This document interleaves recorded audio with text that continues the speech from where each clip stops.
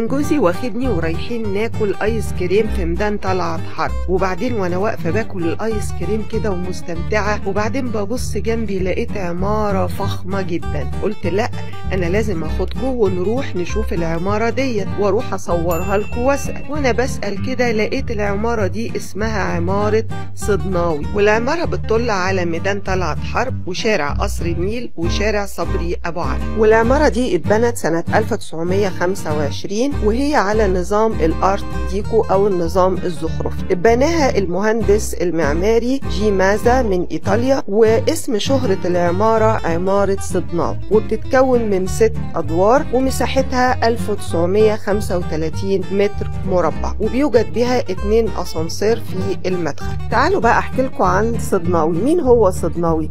هو سمعان صدناوي جه من قرية صدنية شرق دمشق من سوريا للقاهرة سنة 1878، وأسس هو وأخوه سليم صدناوي سلسلة محلات صدناوي الشهيرة سنة 1920، وكان أول فرع ليهم هو كان في المسكي، وبعد كده انتشرت محلاتهم في كل أنحاء مصر، وكانوا 72 فرع، وكان من ضمن الفروع ديت فرع طلعت حرب اللي اشتهرت العمارة على اسمه، وكان متخصص في بيع الأقمشة والمنسوجات المصرية، وتم تأميم المحلات ديت بعد ثورة 52. وحاليا مكان المحل بتاع صدناوي ده بيوجد محل عرفة جروب في العمارة. يا رب تكون جولتي في عمارة صدناوي عجبتكم، واشوفكم في جولات جديدة. باي باي.